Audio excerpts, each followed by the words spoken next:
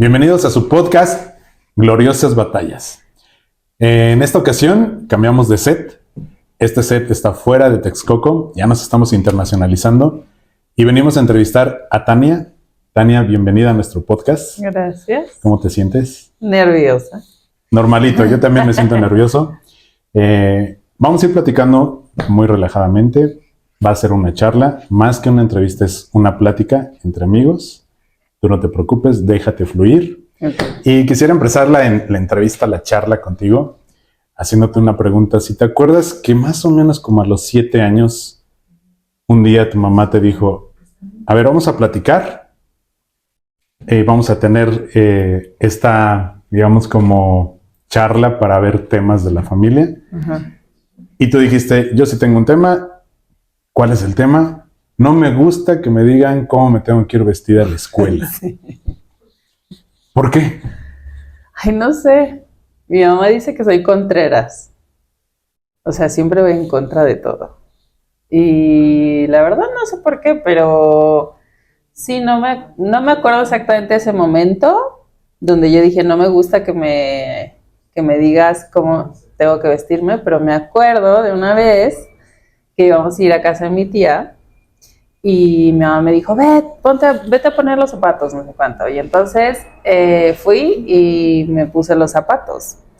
Pero cuando llegamos a casa de mi tía, mi mamá se me queda viendo y me dice, ¿qué hiciste? ¿No? Y entonces yo, ¿por qué traes un zapato de un color y otro zapato del otro color? Le dije, sí, se ve padrísimo, ¿no?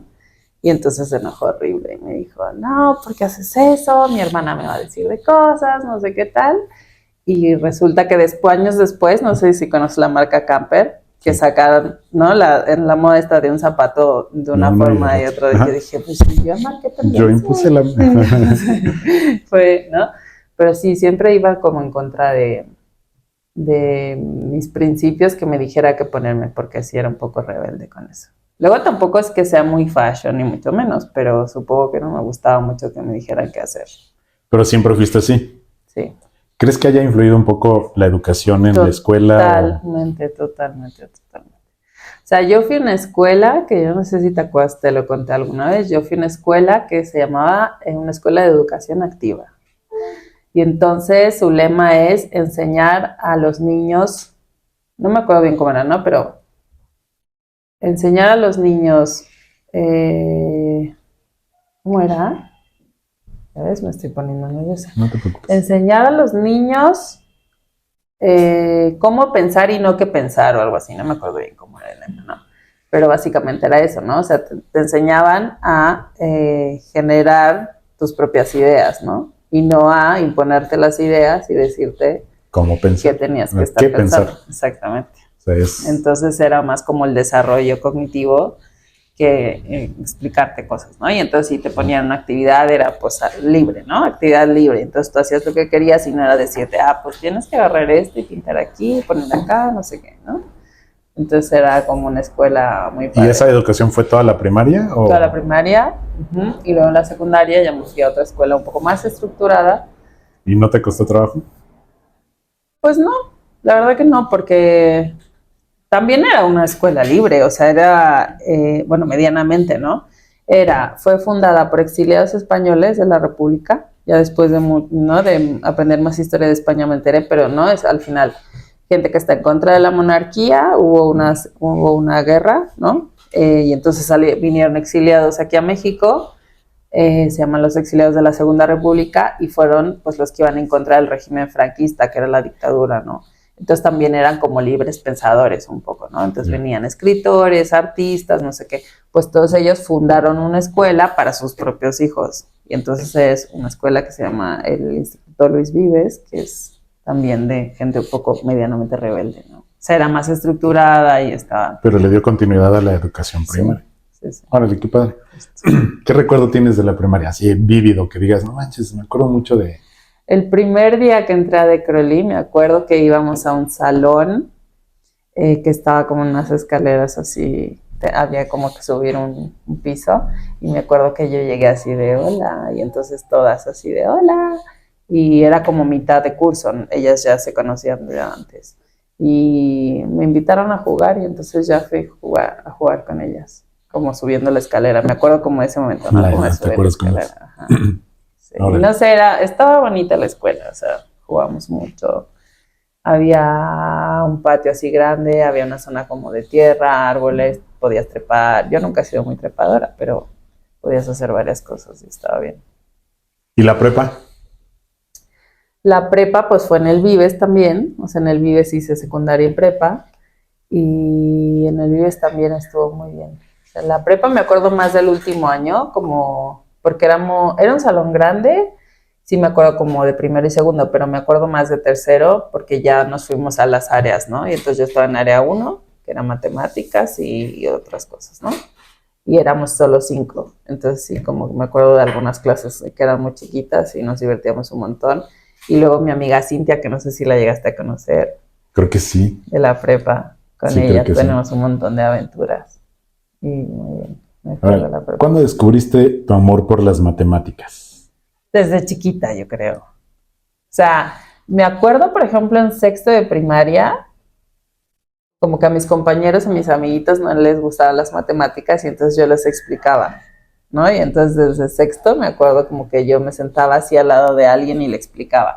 De hecho, ahora tengo 2 amigos muy cercanos, Mauricio y Brenda, y fui con ellos en la primaria, ellos 2 ahora están juntos.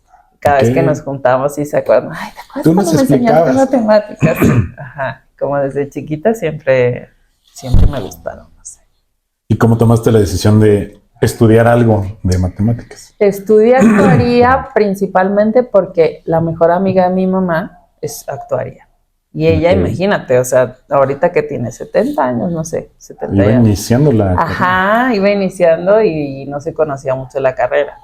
Pero ya sabes, ¿no? Es matemáticas, pues, ¿qué vas a estudiar? Ah, pues puede ser profesor de matemáticas o profesora de Claro. matemáticas. Pero yo decía, no, yo no me quiero morir de hambre. Y entonces ella siempre decía, ah, pues estudia actuaría porque se necesitan muchas matemáticas y hay mucho dinero. Te pagan mucho dinero y entonces ya estudié eso. Pero, o sea, empecé a averiguar las carreras y Ajá. sí me gustó ella. Vale. Yo me acuerdo, digo, y quiero hacer mención de que se me hace o te me haces una persona brillante, Gracias. pero yo me acuerdo que a mí me gustaban igual las matemáticas, también les explicaba a los amigos, pero cuando entré a la universidad me costó muchísimo trabajo entender ya ese nivel tan profundo de matemáticas. Ajá. Y a ti no. ¿Cómo haces eso? Te hago esta pregunta porque mi hijo apenas ahorita está llevando matemáticas, pero el nivel de matemáticas que está llevando en secundaria practican con las guías de la UNAM, de la universidad, las guías de examen. Cuando me dijo eso, yo me quedé, no, me fui para atrás, ¿no? Y le empecé a revisar la tarea, digo, le entiendo, pero para su nivel en secundaria dije, yo nunca lo llevé. Entonces, yo creo que también muchas cosas no las entendía porque pues no las llevé durante la educación. Primaria, secundaria y prepa. Pero ¿tú crees que tenga que ver con eso o es una habilidad que se da nata? No, a ver, yo creo que son los dos. Sí tienes que tener como muchas habilidades, pero tienes que irlas desarrollando a lo largo de tu vida. Entonces, es como lo típico de hacer un examen súper difícil.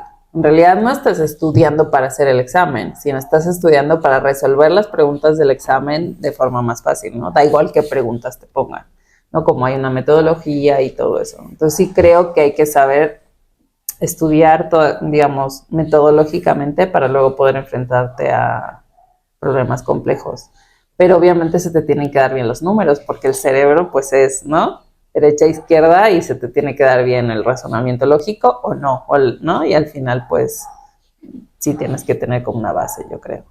Entonces, no es una, no sé si justificación, no es. No, sí, pero es que en serio, yo veo a mi hijo y se le da una facilidad. De hecho, le revisé una guía que estaba haciendo y le corregí, ¿no? Un ejercicio. Y me dice, no, papá, lee bien el del ejercicio. Madres, me corrigió y dije, no, o sea, y se le facilita mucho el resolverlo.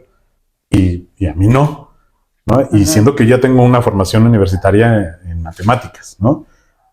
Y se le da a él con mucha facilidad. Yo creo, y mi justificación para eso es, yo no tuve esa formación y no tengo esa facilidad, a pesar de que se me facilitaban las matemáticas. Puede ser, claro. Porque él va en una buena escuela desde chiquito. Ajá. Sí, es que sí es importante, ¿no? La escuela a la que vas y que te enseñen a resolver los problemas. O sea, no tanto es lo que te digo, no tanto que te digan, pues 2 más 2 igual a 4, sino que te lleguen a resolver, o sea, que te enseñen cómo a resolver un montón de problemas con un razonamiento como más detrás. Sí, es muy relevante, creo. Sí, totalmente. ¿Te costó trabajo la universidad? Pues es que yo no me acuerdo de tantas cosas, pero creo que no, o sea, porque al final yo sí me acuerdo como estábamos de fiesta todo el tiempo, no recuerdo ser como de las personas que teníamos un examen, ¿no? Y se ponían a estudiar todos como locos 3 semanas antes. O sea, yo creo que yo era como 4, ¿no? Yo era como de las que estudiaba 2 días antes. Sí, ay, Y no, te iba tenemos bien. examen, vamos por, o sea, o necesito los apuntes, ¿no? Y sí recuerdo tener como un poco de pena de ser mala estudiante y tener que pedir apuntes o cosas así, pero también recuerdo que me la pasé súper bien en la universidad, entonces se compensaban unas cosas con otras, ¿no? Y sí, no me iba mal, pero tampoco me fue súper bien. O sea, yo salí con promedio no tan alto de la uni. Entonces, porque además los promediazos que había en actuaría eran súper Sí, altos, la porque todo el competitividad mundo era era... como súper estudioso o estudioso. Y yo no, entonces, no Pero no te recuerdo. costó trabajo. Creo que no. La verdad es que luego también, por ejemplo, ¿no? Comparado con gente que tenía beca, yo no tenía que sostener una beca, con lo cual, pues ahí ya eso, ¿no? Es una Te presión quita menos menos. presión. Ujú. Si tenía, no sé, me acuerdo, por ejemplo, que me di de baja de inglés, ¿no? Las típicas así De es relleno. como, ay, no puede ser que te des de baja de inglés. Ay, pues sí, es que era a las 7 de la mañana y me daba flojera ir, entonces no me levantaba y entonces me daba de baja de inglés. Y la verdad que mi papá nunca me dijo como, ¿cómo es posible que te hayas dado de baja? Porque nunca se metía en esas cosas, ¿no? Yo creo que él decía, es suficiente que acabe la carrera ya, ¿no? Con eso.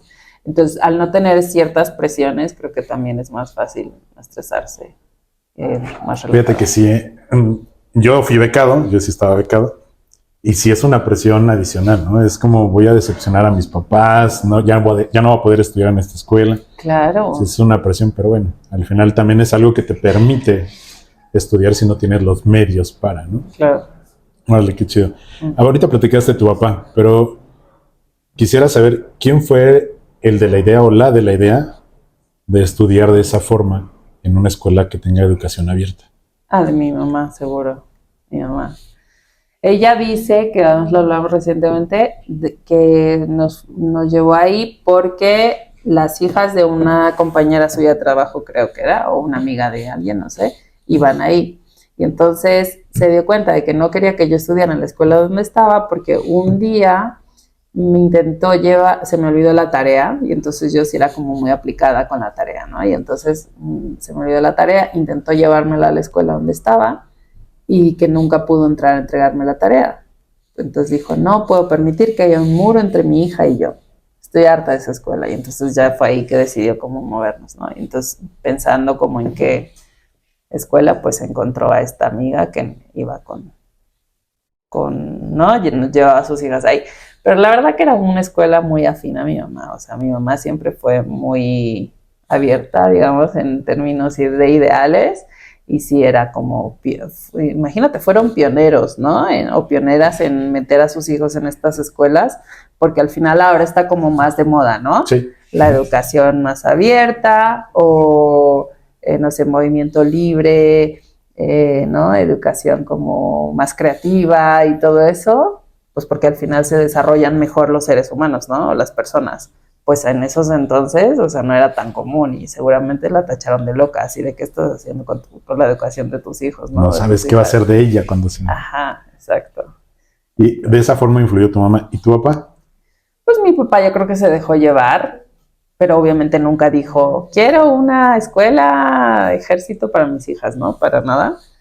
Pero sí creo que se dejó llevar un poco y era como, ok, pues sí, que vayan a esa escuela, ¿no? Y nunca dijo nada. Luego mi papá fue el que me llevó al Vives, a la secundaria y Ok. prepa, porque pues ya era como, si necesitaba como más estructura en términos de matemáticas sobre todo, y él fue ya el que dijo, pues se va a esta otra. O sea, también medio flexible con la educación fue, o sea, no, nunca fue así de algo muy estricto. Ya. ¿Tu papá es contador? Sí. ¿Y por qué no estudiaste contaduría? o contabilidad? Pues no sé, nunca se me ocurrió. Nunca se me ocurrió y no sé, la verdad, no me acuerdo por qué no estudié eso. Pero no se me Porque tu papá ocurrió. también es una persona brillante, es una Sí, persona reconocida en el ámbito. sí, sí, sí. Entonces, Pues no sé, cuando se trató, por ejemplo, cuando ya había acabado la carrera de meterme a trabajar, sí en algún momento como que era como, ¿y por qué no le dices a tu papá? O que te meta a tu papá, o vete a donde trabaja tu papá. Pero sí me pareció como, ay, no, yo no quiero estar en el mismo lugar donde está mi papá y estar bajo su sombra, ¿no? O sea, como que siempre dije, mejor prefiero hacer mi vida por otro lado y ya. O que va sea, muy en línea a esta educación, ¿no? También ajá, sí. quieres ser libre, quieres ser independiente en cierta forma, inclusive en tu forma de pensar, tu forma de trabajar y el lugar donde trabajar. Y construirte, ¿no? Como desde otro lado, exacto. Que no Órale, sea qué el de chido. tus papás, sí. Y cuando decidiste irte, porque actuaría hay en otras escuelas, digo, no hay una oferta tan grande, pero hay en otras escuelas. ¿Por qué escogiste la UDLA? Yo quería estudiar en la UNAM, pero justo cuando acabamos la prepa fue cuando estaba El la huelga. paro. Ujú. Entonces mi papá me dijo como no, tienes que entrar ya a la universidad. Y entonces en ese momento actuaría, había, no sé si en el ITAM y en la NAWAC, ¿no? Ujú. Y entonces yo dije, ah, pues si me voy a ir a una universidad privada, me voy fuera. Me voy a Puebla, Claro. así ya, ¿no? Y entonces vi la UDLA y dije, ah, me quiero ir a Puebla. Y mi papá me dijo, perfecto, ¿no? Como a vivir la vida universitaria de, ¿no? De este, digamos, un poco el sueño americano de te vas a la universidad, vas a dormitorios y vives sola y no sé qué. Entonces dije, ah, pues a Puebla. Y me dijo, ok. Y entonces ya me fui. Creo que Entonces, la universidad, ahorita pensando y con este background que nos estás contando, creo que la universidad también te da esa libertad, ¿no? El hecho también de estar allá, lejos de tu familia, de forma independiente, tú te haces de comer, tú sabes si te empedas, tú sabes si te haces otras cosas o eres responsable con tu estudio, etcétera. ajá. Entonces toda esa formación creo que también te ayudó mucho a, digo, salir bien, ¿no? Sí, sí, sí. Sí, además siempre he sido como muy pata de perro, ¿no? O sea, luego me fui a España, o sea, no... Ahorita pasamos a ese punto porque también tengo yo mucha duda de cómo fue que llegaste a España. Pero cuéntanos una anécdota que recuerdes mucho ahora de la universidad. Ahorita, Ay, lo que no te venga a la mente. sé. Me acuerdo mucho el viaje a Veracruz, ¿te acuerdas?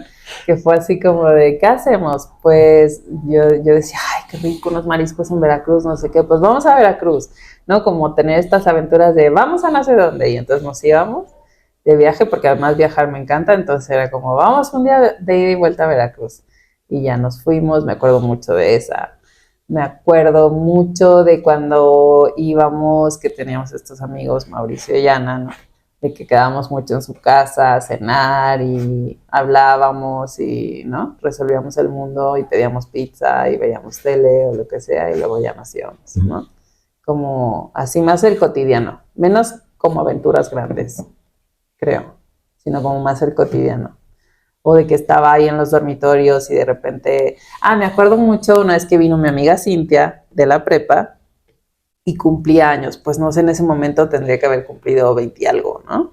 O 20, imagínate. Y entonces se vino, se quedó en mi dormitorio 20 días enteros o 20 y algo. Ajá. Los 20 días salimos, ¿no? Era como, te quedas en mi casa, en mi dormitorio 20 días y salimos todos los días y entonces vamos a salir 20 días para celebrar tu cumpleaños. Y así fue, salimos 20 días.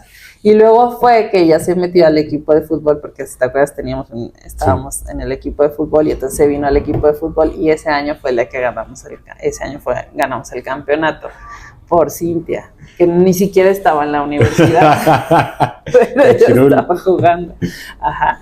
Y entonces fue muy gracioso porque fueron un montón de días. Luego de los 20 días yo no aguanté. Sí había días que yo le decía, no, y no puedo. Y me decía, vente, me porque dijeron. Aparte lo tenías que combinar con la escuela. No creo que te hayas despegado totalmente. No, o sea, tenía que ir a clases y todo.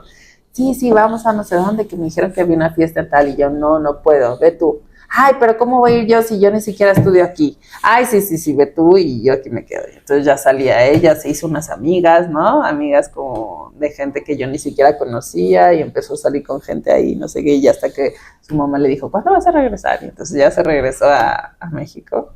Esa fue buena también. A esa brillantez yo me refería también. A mí me costó, digo, salíamos a echar desmadre y todo eso, pero a mí me costaba trabajo de repente ya estaba en el desmadre y ahora estúdiale y prepárate para el examen. Y yo sí me tenía que meter a estudiar y a estudiar. De hecho, me acuerdo yo una vez que me fui a estudiar a tu casa, porque yo no dominaba y ya llevaba yo una semana y tú me dices, ay, güey, ahorita lo resolvemos de volada. Y llegué y llegamos a tu casa y le diste de comer a los perros, me invitaste a avena o algo así. Y, oye, Tania, ya quiero... Ay, tranquilo, no pasa... Sí, pero pues yo ya quiero estudiar porque me siento que no puedo. Ay, ahorita. Y ya nos sentamos y empezaste a resolver los ejercicios. Pues sí, pero ¿cómo lo sabes? Ay, bien fácil, boba. Así, así. O sea, no, ¿cómo puedes resolverlos así de sencillo? Y a mí me costaba... Ya me explicabas. Ah, ya lo entendí. Y ya, ese era tu estudio. Yo al otro día seguía estudiando y al otro día seguía estudiando y ya presentaba el examen. Y tú ya seguramente en la noche habías salido y algo, y llegabas al examen y te iba mejor que a mí. Y decía, no manches, ¿cómo le hace para llevar como una vida social, digamos, como activa y aparte tener una vida estudiantil también activa y buena, ¿no? O sea, es algo que bueno, a mí me impactaba porque yo no podía hacerlo, ¿no? Yeah. La verdad, no sé, o sea, sí me acuerdo como de ir a clases y sí ponía atención, o sea, en las clases intentaba poner atención porque siempre me ha pasado eso de que voy a clase, pongo atención y luego ya no estudio nada y llega un examen y puedo panzar, ¿no? Porque yo nunca he tenido super calificaciones, pero siempre he pasado todo. Y creo que como tal vez como que me lo explican, lo entiendo en ese momento, como que lo razono y creo que lo que me pasa es que soy capaz como de extrapolar esa cosita que me están explicando a muchos otros ámbitos, ¿no? Porque ahora en el trabajo me pasa mucho. O sea, me explican algo y yo lo entiendo y entonces soy capaz de aplicarlo en esa cosita chiquita, pero también en muchas otras cosas. Entonces, tal vez como que eso como de extrapolar a otros ámbitos o otras cosas, otros ejemplos o lo que sea, otros problemas, se me da bien. Entonces, sí me acuerdo como de prestar atención en clase, porque además había una relación, ¿no? Mientras mejor estaban mis apuntes, mejor me iban los exámenes, pero tampoco tenía que estudiar muchísimo más, ¿no? Entonces, sí. O sea, finalmente, y quiero hacer como énfasis en esta parte, finalmente, aunque sí te daba la libertad de salir y divertirte, cuando estabas en la escuela, sí o sí te tenías que aplicar, a pesar de tu brillantez y de esa facilidad que tienes de entender, pues sí tienes que pues, arrastrar el lápiz, como vulgarmente se dice, para poder aprenderlo, claro. ¿No? O sea, no es como arte de magia. No, para nada. Y si yo no iba a clases, no probaba las materias. O sea, si no iba, igual me sacaba 2 o 3, no sé. Sí, me acuerdo como también de tener malas calificaciones. Luego y lo salvaba en el semestre, ¿no? Porque si me saco un 2, pues ya luego me pongo a estudiar. Pero sí me acuerdo, por ejemplo, en matemática, en la prepa, una vez hice un examen de matemáticas. Yo estaba súper mal en ese momento, como no sé, traía ahí como... Estaba distraída, ¿no? Pues los amigos, no sé qué, no sé cuánto. Y sí me acuerdo de que hubo un examen, no sé si fue sorpresa o qué, de matemáticas y saqué 0. Y entonces dije, ¿cómo es posible que en matemáticas saque 0? Así de, no manches. Porque, ¿no? Siempre matemáticas fue lo que se me dio mejor. Y en ese momento sí me acuerdo como que estaba ahí súper de bajón, incluso a lo mejor lloré, ¿no? Y yo le decía a Maru, que era la profe de matemáticas, Maru, es que no puede ser. Y también me decía, y Tania, te pones a estudiar 3 horas y sacas buenas calificaciones, o sea, no, pero aplícate, ¿no? Porque obviamente no estás estudiando nada y no estás haciendo nada fuera ni siquiera estás poniendo atención en las clases, ¿no? Y entonces yo era como de, no, sí, tiene razón. Y ya, seguramente al otro examen sí me fue bien, ¿no? Pero obviamente tuve 0s y 1s y 2s en exámenes, pues si no pongo atención, no... Sí, se me va mal, normal. Ahora, terminas la carrera, decides no seguir el camino de tu papá, no pedir el apoyo de tu papá, porque digo, él tenía un puesto muy alto que podía tener la facilidad de abrirte las puertas y dejarte como el camino, todo en charola de plata, ¿no? Ajá. Y tu decisión fue, no, yo quiero ir y hacer mi camino. Sí. ¿Dónde empezaste ese camino? Yo empecé, yo estudié actuaría como tú, pero las finanzas, los seguros, todo eso me parecía horroroso. A mí nunca me gustó nada de eso. Entonces, que me gustaba a mí la demografía, mucho, ¿no? Creo que tengo como esta alma hippie de mi mamá, que ya te he contado de mi mamá. Y entonces, ¿no? Hippie rebelde o un poco con conciencia social. Y entonces, me gustaba la demografía y yo hice mi tesis en demografía, no sé si te acuerdas, con Sergio Vargas. Entonces, Sergio Vargas te voy a contar toda la historia, es verdad que Sí. hablo mucho, ¿verdad? Sergio estudió con un hombre que se llama Leslie Kish, que era uno de los maestros del muestreo, pero fue de los primeros que empezó a desarrollar muestreo, metodología de muestreo, ¿no? A sistematizar todo y escribir un libro y no sé qué. Entonces, él fue con Leslie Kish y él era súper amigo de un señor que se llamaba Berumen, Edmundo Berumen. Y entonces los dos fueron como los discípulos de Leslie Kish. Entonces, cuando ya estaba buscando trabajo, me mandé mi currículum a Berumen y Asociados, sin saber que eran súper amigos y los dos discípulos de Leslie Kish. ¿Qué pasa? Que Berumen y Asociados era una empresa que hacía investigación de mercados, pero que trabajaba para el INEGI. Todos los estudios, todos los censos poblacionales, de todo estaba detrás de ellos, ¿no?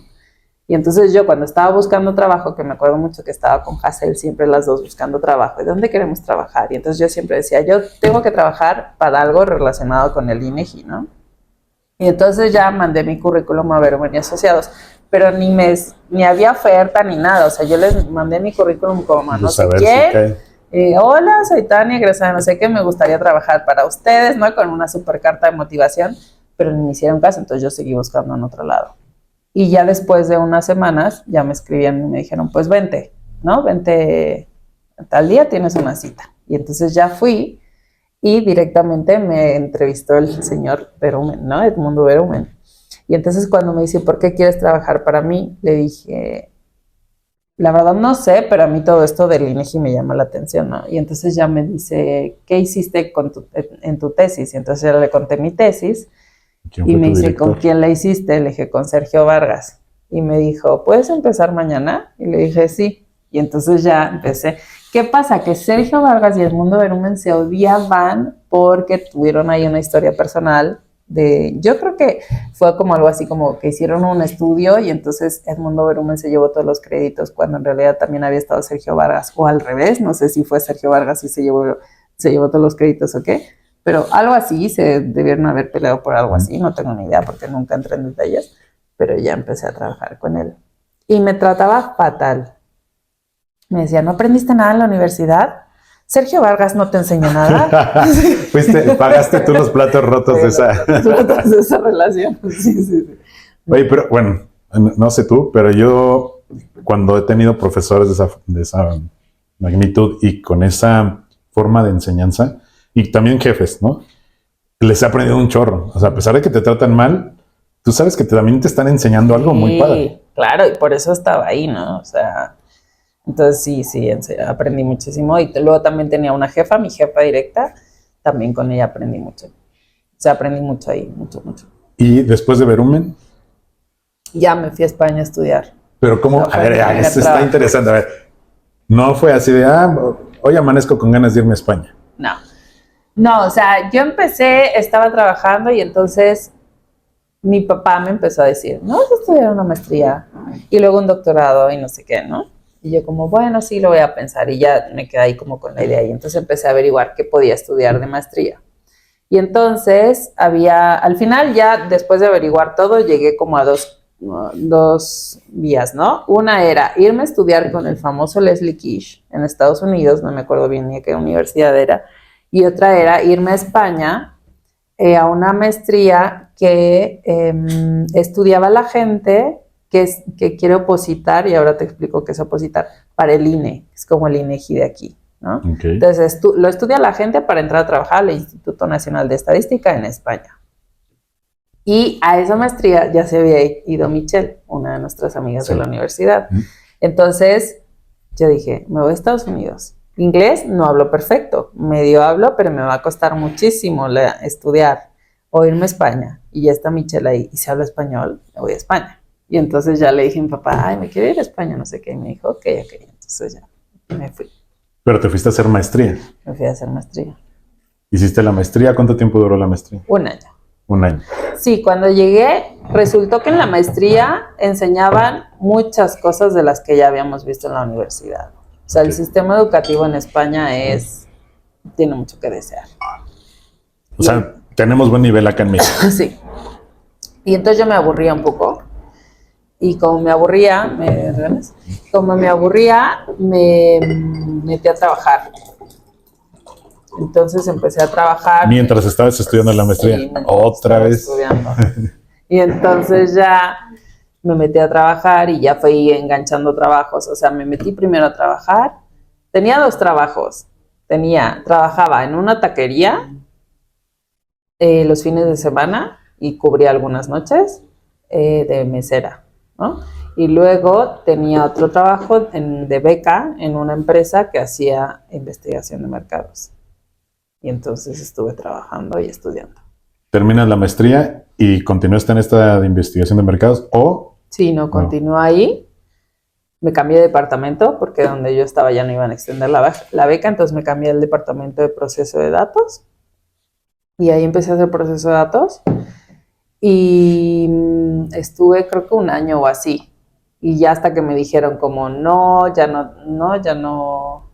Ah, no es cierto, esa fue la primera, ¿no? Que ya me estaba despidiendo y todo, y luego resultó que sí, que se abrió la de proceso de datos. Y luego ya me cambié a Ipsos, que no sé si la conoces, es una empresa francesa, porque estaban abriendo un hub de análisis de datos en España para dar servicio a un montón de países en Europa. Y entonces ya me fui para allá y empecé ahí a trabajar y ya ahí me quedé 5 años y pico trabajando. ¿Y te quedaste a vivir en España? Y me quedé a vivir en España. ¿Cómo tomas esa decisión? Fue progresivo, o sea, el primer año dije, ay, todavía no me quiero regresar a México, aquí me encanta, no sé qué, y entonces ya, me quedo un año más, ¿no? Y entonces dije, bueno, un año más. Y entonces me metí a una segunda maestría, la primera vez me metí a una segunda maestría para renovar mi tarjeta de estudiante. Y luego ya a partir de ahí dije, ay, pero es que no me quiero regresar a México, yo ya me quiero quedar aquí, no sé qué, y entonces ya empecé a buscar a ver quién me podía hacer mi tarjeta de trabajo. Y fue justo cuando me cambié a Ipsos y ya me hicieron ellos la tarjeta de trabajo. Y ya me fui quedando más, siempre fue como un año más y luego otro año más. Y así hasta que ya dije, no, ya no me voy a regresar. Aquí me quedo. Te hago esa pregunta porque yo mucho tiempo quise hacer una maestría en el extranjero y todo eso, pero me daba como miedo, me daba como... ¿Sí? Ajá, el hecho a pesar de que cuando estuve en Puebla viví lejos de mi familia, desde los 18 te sales de tu casa y ya te vuelves como independiente, ¿no? Ajá. Pero aún así tenía ese vínculo con mi familia como mueganito. Es que ustedes son bien mueganos. Exacto. Entonces me costaba mucho trabajo el hecho, pues, o sea, cada 8 días me iba, ¿no? O sea, realmente nunca me separé totalmente de Texcoco. Pero siempre tuve esa cosquillita de hacer un posgrado en el extranjero, ¿no? Y al final, pues, como es, o sea, si tú le buscas, encuentras la forma de irte y llegar a una maestría. Pero como te digo, amaneces y dices, ya, hoy me voy a España. Entiendo que se va dando como paulatinamente, pero ¿qué fue lo que te motivó así a decir, pues sí me quedo, así ya estoy aquí? Siempre lo he dicho y yo no sé si sea verdad, pero entre broma y broma la verdad se asoma. Los tintos de verano. O sea, ¿no? Como esta sensación de tú en España, y eso pasa un montón y de hecho ahora es una de las grandes cosas que extraño, ¿no? O sea, tú puedes estar trabajando con muchísimo estrés, o, ¿no? Yendo a la escuela o teniendo trabajo, escuela, no sé qué, pero siempre hay tiempo para una caña o un tinto de verano, ¿no? Y entonces esta cultura de voy a un bar, me siento, pido una caña, ¿no? Que es una cervecita así chiquita, o pido un tinto de verano en verano. O sea, y es que además en verano, en todas las empresas está la jornada de verano. Entonces, durante los meses de julio y agosto, o solamente agosto, depende de la empresa, tienes que trabajar de 7 a 3, más o menos. Entonces, todo el mundo va de 7 a 3, y a las 3 que sales, eres libre de hacer lo que te dé la gana, ¿no? Entonces, te puedes ir a tomar una cerveza con tus amigos del trabajo o quedar con tus amigas de fuera, y entonces vas, te tomas unos tintos de verano, no te súper emborrachas porque al día siguiente tienes que ir a trabajar, ¿no? Pero te tomas ahí algo, luego te vas a tu casa, cenas, te duermes y al día siguiente otra vez a las 7 a trabajar, ¿no? Entonces esta cultura como del verano y de disfrutar el buen tiempo, que es algo que aquí no hay, ¿no? Es súper divertido y muy relajante. O sea, como que le encuentras placer a la vida solo en irte a tomar un tinto de verano o una cerveza, ¿no? Y ya, siempre dije los tintos de verano. Yo me quedo por los tintos de verano. al final creo que es un poco todo, ¿no? O sea, tienes trabajo, tienes vida personal, puedes disfrutar, es muchísimo más fácil encontrar como espacios de cuidado personal, ¿no? De, oye, a mí me gusta mucho nadar, pues me meto a clases de natación y voy 3 veces a la semana. O a mí me gusta mucho leer y entonces pues encuentro un espacio todas las semanas para comprarme un libro y leer, ¿no? O sea, como que se cultiva mucho el ocio personal. Al final eso es parte de la blanquitud, ¿no? Del ser europeo que tiene que disfrutar de eso porque no tiene otros problemas, básicamente. Pero creo que eso está padre, porque aquí en la Ciudad de México, al menos aquí en México, creo que estamos tan inmiscuidos en el trabajo que dejamos de lado esa parte de ocio y creo yo, inclusive lo vemos a algo malo, ¿no? O sea, ay, estás de ocioso otra vez, ¿no? ¿Y ahora dónde te vas a ir? Y lo vemos como algo malo, cuando realmente es algo bueno, porque te ayuda a balancear pues, este ritmo de trabajo, ¿no? Y finalmente, pues al menos aquí esa cultura no ha logrado, pues explotar. Ya de alguna forma está, digamos, como cambiando un poco. La pandemia vino a cambiar muchísimo, pero aún así, con la pandemia, yo trabajo aquí en México, yo trabajaba en línea, ¿no? Y de repente había momentos en los que, pues tienes que venir a la oficina, pero hay pandemia, ¿no? O sea, ¿cómo? Pues sí, pues tienes que venir, ¿no? Y ya iba. Y no estoy hablando mal de empresa porque me consintió demasiado, me apoyaron muchísimo, pero estoy hablando de la realidad de México, ¿no? Sí. A pesar de que es una empresa internacional y que está en varios países y que tiene esa cultura de jornadas laborales normales, ¿no? Que no sean excesivas y todo eso, pero pues, la cultura sigue siendo mexicana, ¿no? Operan aquí en México. Y era al principio, pues vamos a hacer todos home office, ¿no? Y de repente, pues el home office era como que sí, como que no. Ya después llegamos a la normalidad y la primera noticia, ¿qué creen? Que vamos a regresar ya todos a oficina. Y tú, espérate, pues estamos funcionando hasta mejor, ¿no? Y los resultados se veían. O sea, financieramente ingresamos más dinero a la compañía en temporada de pandemia, ¿no? Y teniendo este recurso de home office. Pero pues no, o sea, tienes que regresar y de repente pues ya no son 2 días a la semana, ya son 3 y otra vez a regresar a la jornada normal. Entonces como que no hemos logrado hacer eso.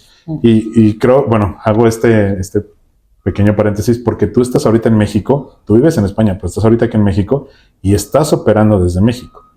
O sea, vean, o sea, haciendo alusión a la apertura que tienen los países europeos, a que, pues sí, o sea, sigue trabajando, estés donde estés, ¿no? Y te doy las herramientas y tú puedes estar trabajando. ¿Y cuánto tiempo llevas acá en México? Desde mayo. O sea, ya quisiera yo tener esa oportunidad. Y la verdad es que está muy padre. Y creo que la frase de me quedé por los tintos de verano resume todo.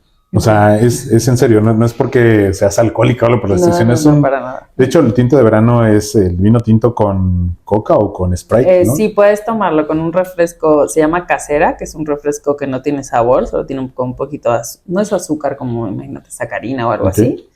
Entonces te ponen un poquito de tinto, un trozo así grande de casera, y luego le ponen echar un chorrito de vermut. Entonces como un toquecito así de vermut. Más amargón. Ajá. O pueden ser con refresco de limón también. Un poquito de vino y refresco de limón. Y son ligeros, es como una bebida así de... refrescante, por eso es tinto de verano. Justo. O sea, refrescante y también te relaja. De hecho, aquí en el podcast hacemos mucho énfasis en disfrutar no solo la entrevista, sino el placer de tomar vino. Yo me apegué mucho a esta cultura del vino desde que estaba en la universidad. No sé si tú te acuerdas que había un restaurante que se llamaba Búrbula, atrás de la universidad. Creo que sí me suena, ajá. Bueno, ahí fuimos a comer Mauricio y yo, y pues veía a todos así con su botella de vino tinto y así como, ¿no? Y yo, chela, ¿no? Ajá. Y de repente un día probé y estábamos comiendo la pizza, la probé y no me gustó, o sea, fue un sabor muy amargo, X, ¿no? Ya. Y desde ahí fue la cosquilleta. Después tenía un examen de mate financieras y estaba yo súper estresado, nervioso y no podía dormir. Y un compañero de ahí donde yo vivía estaba estudiando la maestría en Aula. Me dice, ¿qué tienes? Le digo, no puedo estar tranquilo, tengo mañana examen. A ver, relájate, ¿no? Vente. Ya me invitó a su cuarto y me dice, a ver, échate una copita. Le digo, ¿qué es? No, pues es vino tinto. Ah, pues a ver. ya me supo delicioso, no como el primero que probé, me supo delicioso. Ay, toda madre, ¿no? Y me sirvió, a ver, te va a servir otra. Ya me sirvió otra. Ya estábamos platicando todo menos del examen, ¿no? Nada que ver con la escuela de, ¿y a ti cómo te va? ¿Tus papás cómo se llaman? De todo menos del examen. Pasó una hora, nos sacamos las 2 copitas. Le digo, pues ya sácate la otra. Tranquilo, güey. Te invité 2 copitas. Esto no es peda. Y ya, y neta me relajé un chorro, me fui a mi cuarto y me quedé dormidísimo. El otro día me desperté y relajado, fui al examen y me fue re bien. Claro. Entonces de ahí nació como mi gusto por el vino, porque no me emborraché, no agarré la super fiesta. Al otro día amanecí a todo dar y lo tomé como algo como relajante, ¿no? Como el tinto de verano. Te refresca, te relaja, no te... Digo, sí, si te tomas muchísimos, obviamente te vas a emborrachar, ¿no? Pero justo es eso. No sé cómo vamos de tiempo, pero si me regalan una botellita para invitarle aquí... Te voy a invitar un vino. Estuve dudando. Normalmente trato de invitarles un vino que sea muy ad hoc a la persona. Ajá. No se me ocurrió el tinto de verano, pero muchas gracias. Quise escoger un vino blanco por el horario. Estamos es como la 1:30. Normalmente el vino blanco se toma igual, como para una plática, para algo fresco. Los saborcitos son también cítricos que te hacen recordar esa frescura, ¿no? Entonces escogí que se llama Viento Sur, que es una uva torrontés. Es de Mendoza, Argentina. Está muy, muy rico, muy fresco. Aquí quiero aprovechar para hacer un breve paréntesis. Me regalaron unos libros sobre historias del vino. Estas historias del vino platican de grandes personajes en la historia del mundo, ¿no? Y tratan de resaltar pues a ciertos personajes, ¿no? En este caso, uno que me llamó mucho la atención y que ahorita quiero pasar como a la segunda parte de la entrevista, porque se llama Laura Zamora. Ella empezó trabajando en una vinícola desde el campo, desde sembrar las vides, cosechar, etcétera, hasta llegar a la vinificación, que ya es la enología como tal. Estudió justo en Mendoza, Argentina. Ella está en la vinícola Santo Tomás, que está en el Valle de Guadalupe, y es una de las mujeres, pues, de esas mujeres poderosas que actualmente son como representantes del vino a nivel internacional, pero de México, ¿no? Esta mujer inició pues desde abajo, ¿no? O sea, como digo, en el campo. Poco a poco fue creciendo en el ámbito, y se preparó, ya fue a estudiar justo a Argentina, ya enología, regresó y ahorita actualmente pues es la directora general de esta vinícola. Wow. Pero en todo su proceso pues demostró que era brillante, ¿no? Y normalmente a los hombres, y te digo como hombre, nos cuesta trabajo aceptar que las mujeres son más brillantes que nosotros. Y por eso justo quise escoger como una botella representativa en ese ámbito, porque a esta mujer le costó mucho trabajo sobresalir. Sin embargo, pues no decir, tú decías que eras como muy terca y llevar la contraria. Yo lo veo más bien con esta libertad, con este afán de sobresalir por tu cuenta propia. Ella logró hacer lo mismo y ahora es la directora general, pero se topó con muchas paredes, ¿no? Y con el machismo de México, obviamente. Y le tocó luchar contra ello, ¿no? No solamente el lograr subir o hacer esos escalafones que de por sí cuestan trabajo, aunque seas hombre, pero siendo mujer, y estoy hablando ya de hace unos, no sé, 50 años, más o menos, 40 años, que ella empezó como a picar piedra, era mucho más difícil que en la actualidad, ¿no? Ahorita ya tenemos como un poquito más de libre pensamiento en cuanto a el feminismo, el aceptar que una mujer puede tener u ocupar un puesto de liderazgo, un puesto importante. Ella pues, lo luchó, ¿no? Y creo que tú representas eso también. Entonces, por eso escogí esta botellita y por eso escogí eso, un poquito la historia. Okay. Entonces, te voy a invitar un poquito del vino. Porque además de hacer esta parte del vino y tratar de enlazar esto, el vino evoca como muchas cosas, ¿no? Una, decidir quedarte a vivir en un lugar, ¿no? Qué fuerte, ¿no? Sí. Ajá. Y normalmente el vino te lo puedes tomar estando bien triste y quieres agarrar el vino porque dices, me siento bien triste, o quiero agarrar el vino y tomarme el vino porque pues quiero pasar, estamos celebrando, Ajá. o porque quiero agarrar la super jarra, ¿no? Entonces el vino se encuentra siempre en todo el momento emocional o emotivo que tú tengas o estés viviendo y te ayuda, ¿no? Hay una frase en la que dicen que el tomar un destilado, que es el tequila, el mezcal, el ron, el brandy, te puede llevar a ser alcohólico. Pero tomar un vino te puede llevar a ser un bebedor elegante, ¿no? Porque no te lleva a embriagarte con el vino. Pero bueno. Que te puedes embriagar. Que te puedes embriagar, pero necesitas tomar muchas botellas para embriagarte, ¿no? Y normalmente el vino llega un momento en el que dices, ya estoy hasta aquí del vino, ¿no? Pero bueno, salud. Salud. Ahora, pero antes de que lo pruebes, ¿sabes catar un vino? No. ¿No? Así de forma oficial, no. ¿Me permites darte unos claro que sí. pequeños tips? Ajá. Bueno, un vino se cata de 3 formas, utilizando el sentido de la vista, el sentido del olfato y el sentido del gusto. Ok. Entonces, primero vamos a usar la vista y vamos a tratar de verlo. Si quieres, agarra una servilletita blanca, porque necesitamos como un fondo blanco para que pase. Ajá. Entonces, lo primero que hacemos es poner la copa de lado y que tenga un fondo blanco. Sí. Ponla de lado sin miedo que se te quede, no se te va a caer. Ponla de lado. Si te das cuenta, se forma como una U en las orillas. Sí, sí, y ahí como que relucen más los colores, ¿no? ¿Qué colores alcanzas a ver? Se llaman ribetes, ¿no? ¿Qué alcanzas a ver? ¿Los circulitos? En la parte de esta orilla, principalmente en la puntita. Pon la servilleta más cerca. ¿Azul? ¿No? Yo creo que está influyendo el vasito. Un poquito sí, ¿no? Puede ser. A ver, espérate. Como naranja, ¿no? Ándale, ya estás viendo esas tonalidades. Sí, como naranjita. Es que lo veo poco. No sé si es la luz. Alcanza a ver un tono como verdoso, dorado. Sí, dorado veo. Dorado veo.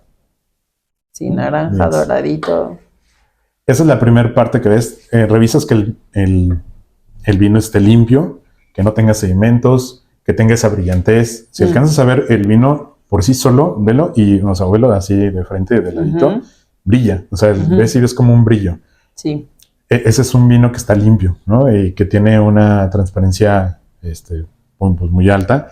En los vinos tintos, pues pones la mano cuando tiene, cuando es muy fuerte el color, no alcanzas a ver tu mano, ¿no? En los vinos blancos no pasa. Ahora, ya lo viste los colores, ¿no? Sí. Ya te lo estás imaginando más o menos. Sí. Ahora, te lo llevas a la nariz. Sin miedo, póntelo en la nariz, sin miedo, así. No, así.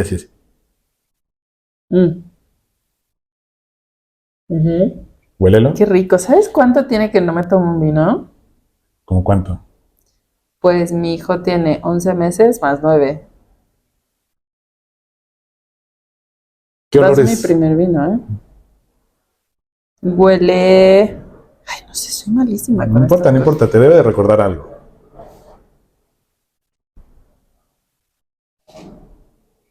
¿Te ayuda un poquito? Sí, ayúdame.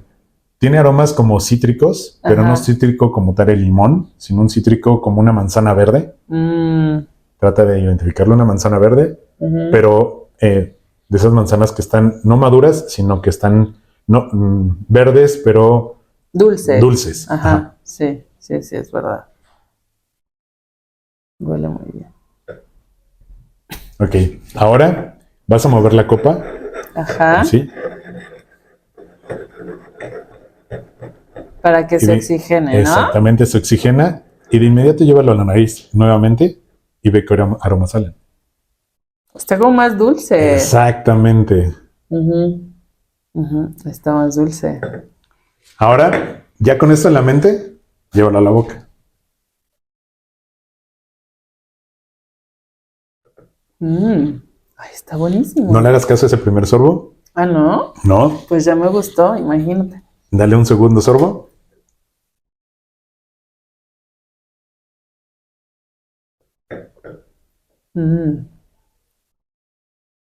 ¿A qué te sabe? Sabe a esa manzanita así dulce rico. Acidita. Acidita. Pero no es dulce el vino. No, no es dulce. Y tú tenías esa sensación de un aroma dulce, ¿no? Ese es un aroma afrutado. Realmente no es algo que sea dulce, pero es la sensación que te da. Ya cuando lo pruebas, dices, ay, no está dulce, ¿no? Sino sí sabe a esta manzanita así. Pues eso, brevemente, es una cata que logras distinguir como todo esto que te evoca un vino, ¿no? Que dicen que es un ser vivo, ¿no? Porque sigue evolucionando, aunque esté en la botella, sigue evolucionando. Entonces, vamos a degustar mientras continuamos con la entrevista. Muchas cosas que hemos platicado las conozco, otras que no. Pero hay unas que de plano ignoro, porque a lo mejor en algún momento no te las pregunté o porque no hubo necesidad de. Pero después, planeando la entrevista, dije, bueno, ¿y yo qué quiero preguntarle? Yo personalmente, porque a lo mejor hay veces que preparo una entrevista preparando las preguntas de qué le puede interesar al público, ¿no? Entonces, yo quiero preguntarte, cuando estabas en España, empezaste a hacer como tu vida, ¿no? Hiciste tus amigos, empezaste a relacionarte, a hacer ya una vida en España. Pero llegó algo que te cambió y que cuando me lo platicaste, yo dije, ¿pero cómo? ¿Por qué? No, yo te conocí de otra forma. Ajá. Y me llamó mucho la atención. Tú eres mujer y me dijiste, es que ya me di cuenta que me gustan las mujeres. Ajá. ¿Cómo te diste cuenta de eso? Pues yo creo que fue...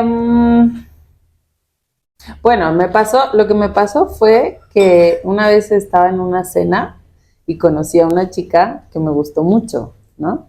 Entonces fue como, ay, me encanta esta chica. Y no había nunca tuve rollo de, ay, pero no es un chico, ¿no? O sea, como que en ese momento no pensaba en eso. Yo creo que lo que me pasó es que en España al final tuve como la libertad de explorar otras cosas y de no sentirme que tenía que cumplir un cierto patrón, ¿no? Una cierta expectativa. Y es muy fuerte lo de la expectativa, porque me pasó cuando estuve de vuelta, ¿no? Yo me fui en 2006 o 2007, no me acuerdo bien, a España. Pero luego en algún momento tuve una oportunidad de volver aquí a trabajar en 2016. Y me pasó que en 2016 otra vez tenía que cumplir la expectativa, ¿no? De lo que se esperaba. Uh-huh. Y yo creo que se mezcló eso un poco con mi deseo de ser madre, que en ese momento empecé a salir con hombres otra vez. Y después lo pienso y creo que es como ese de cumplir la expectativa, ¿no? Al final, y en ese momento volví a salir con hombres y luego en algún momento podría volver a salir con hombres, no lo descarto. O sea, nunca me he declarado como una persona bisexual, pero creo que al final es como también una decisión política, en cierto punto. ¿No? Lo que me pasó es que cuando estuve en España, esa segunda maestría en la que me inscribí era una maestría en feminismo en la Universidad Complutense de Madrid. Okay. Y entonces empecé a tener como muchas amigas y mucha actividad en militancia feminista, ¿no? Me empecé a juntar, me metí a un colectivo que se llama Lady Fest, okay, que es un colectivo que celebra la cultura hecha por mujeres. Y entonces el objetivo es trabajas todo el año en recaudar fondos para al final de año hacer un festival donde celebras la cultura hecha por mujeres en diferentes ámbitos. Poesía, ¿no?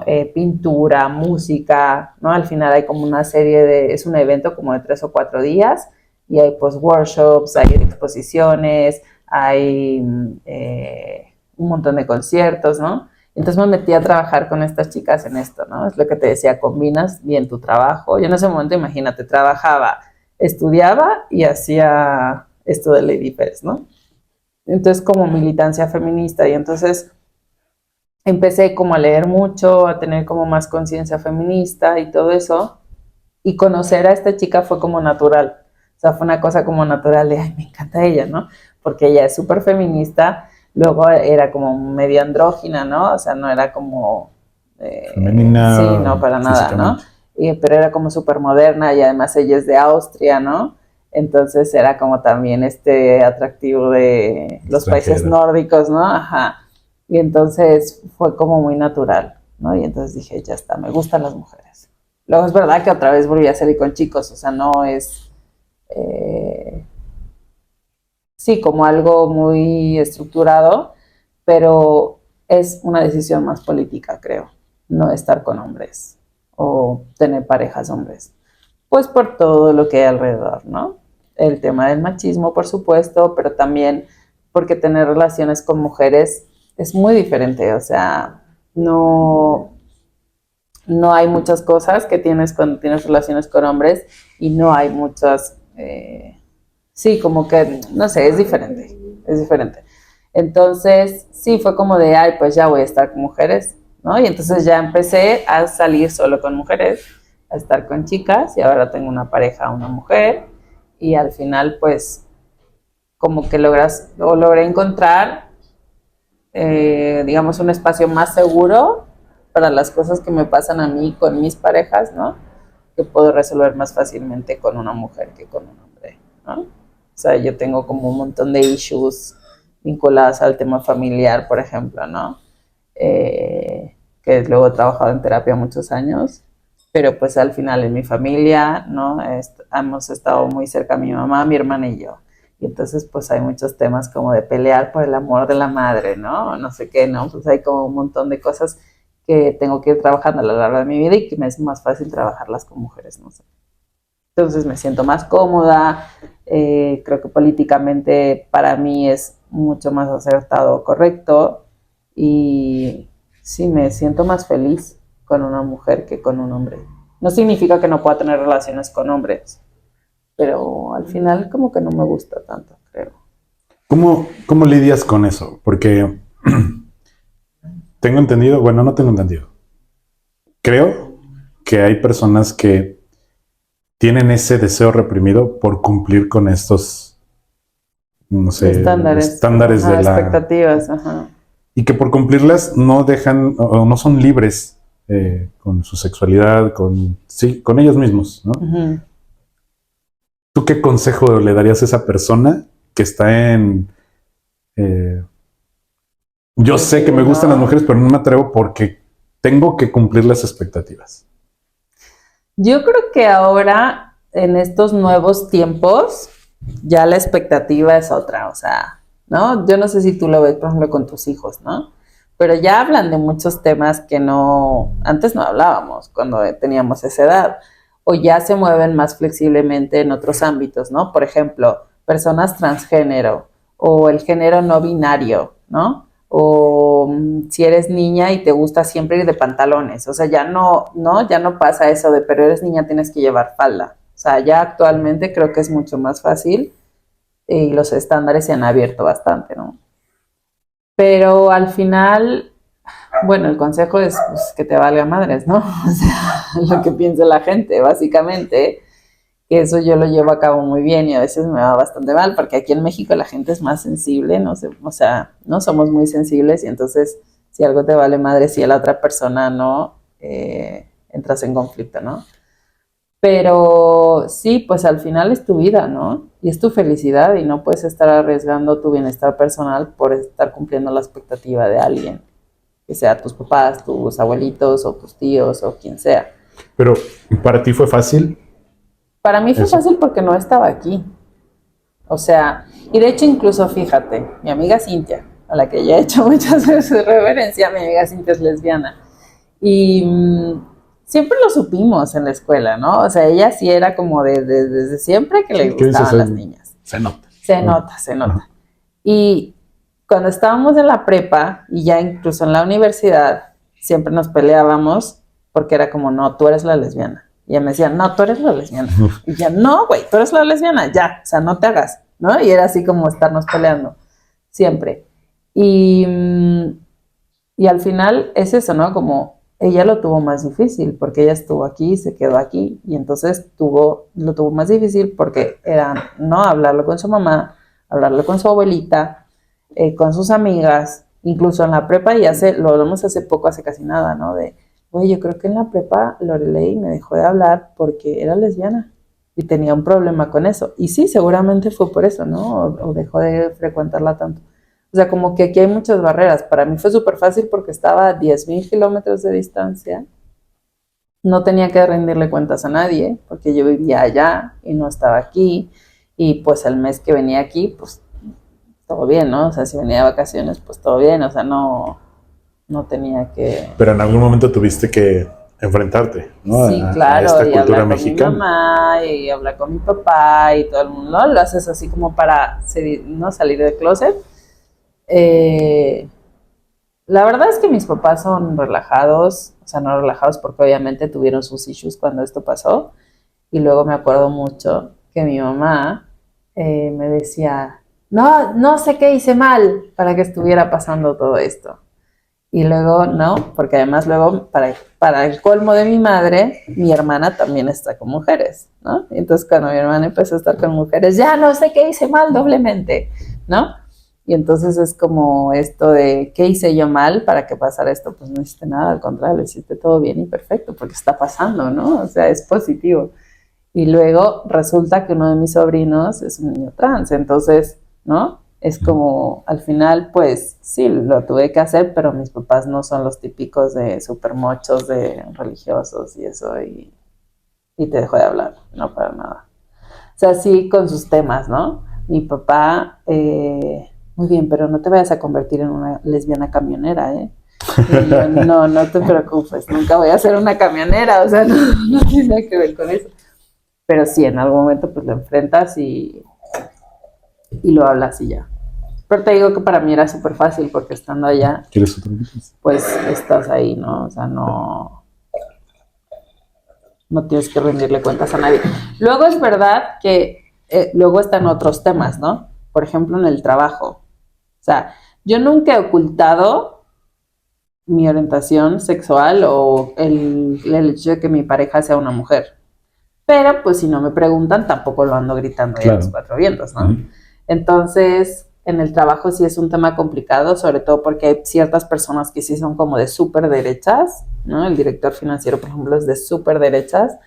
Yo nunca le voy a ocultar que mi novia se llama Lara, ¿no? Pero tampoco me ha preguntado, pero yo creo que sí sabe porque, ¿no? Es algo que sea, o sea, que yo no le he ocultado y entonces no sé si alguien ya se lo habrá dicho, ¿no? Son las típicas de, pero ¿y qué pasará, no? No sé, yo tampoco le voy a decir. Pero no la andas gritando. Y si me caso con Lara alguna vez, pues la verdad no sé si lo invite, ¿no? O sea, es como, no sé. Pero no lo ando gritando, pero porque, bueno, en algún momento sí tuve como la bandera así de, ¿no?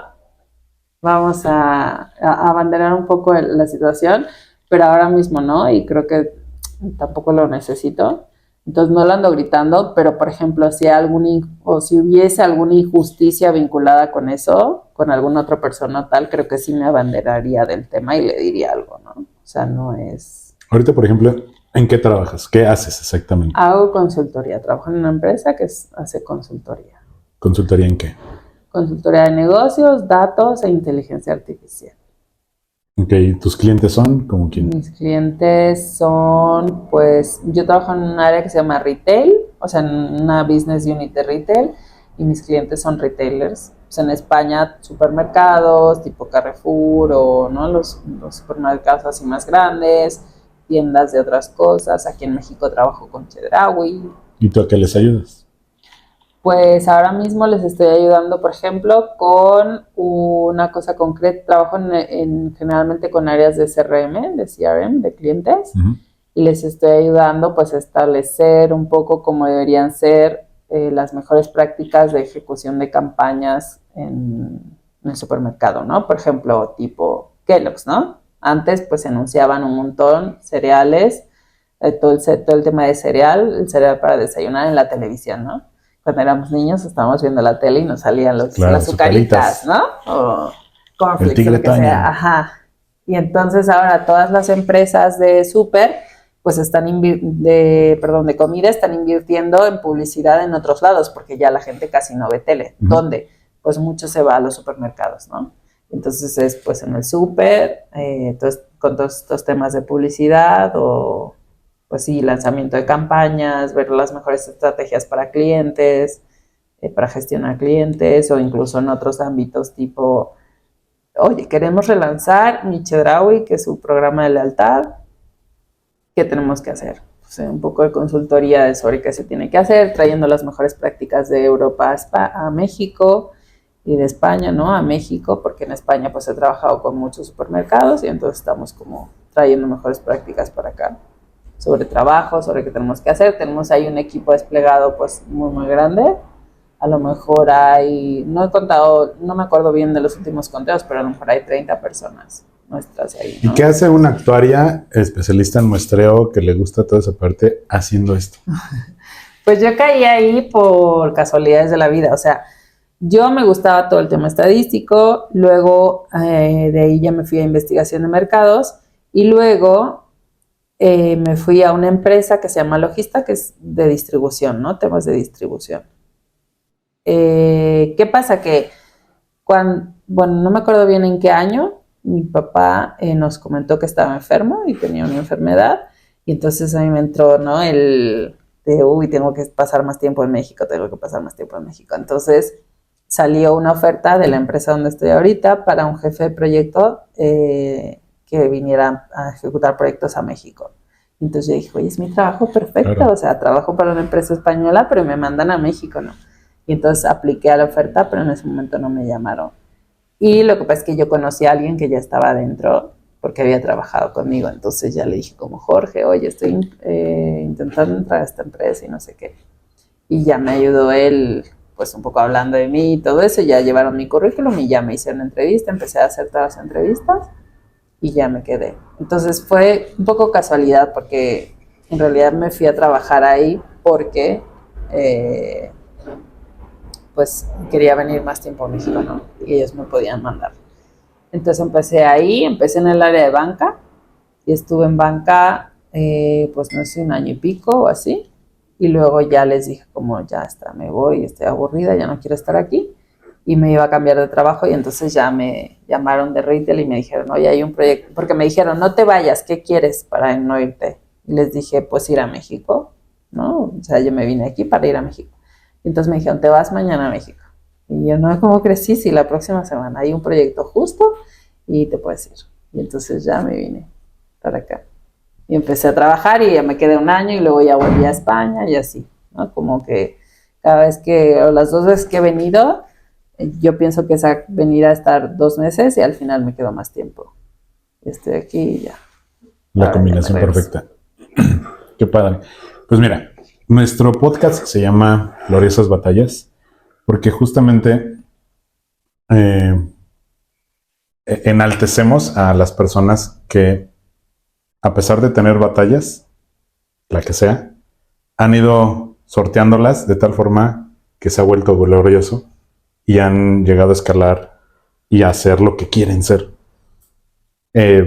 Probablemente tú lo haces ver, ahorita en toda la entrevista, todo lo que platicas lo haces ver como muy fácil, así como que pues así se me ha dado, yo no he tenido problemas, no me he enfrentado con esto, no me he enfrentado con lo otro, pero creo yo que sí has tenido como pues un background no sencillo y que pues sí, librado batallas que te han llevado a ser la mujer que eres ahora, ¿no?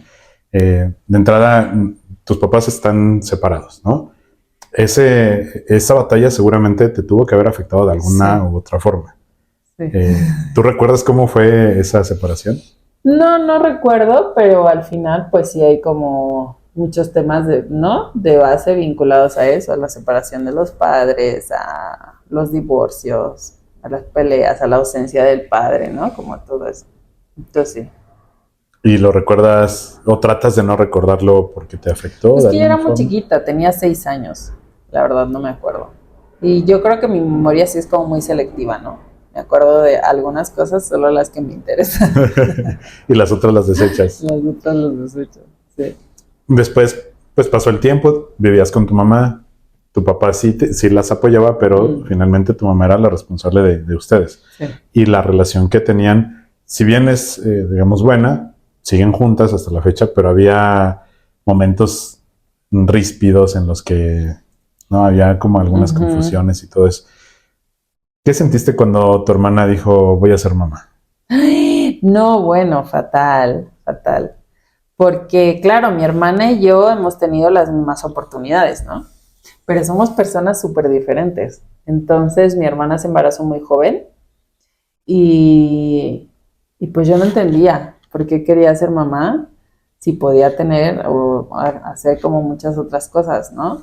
Pues ir a la universidad, incluso viajar, irse fuera. Y además es que lo que pasó con mi hermana es que primero se embarazó, tuvo un aborto y en ese momento mi papá le dijo, oye, pues vete a Canadá, date una vuelta y todo eso. Entonces se fue a Canadá, estuvo viviendo en Canadá, estudiando inglés.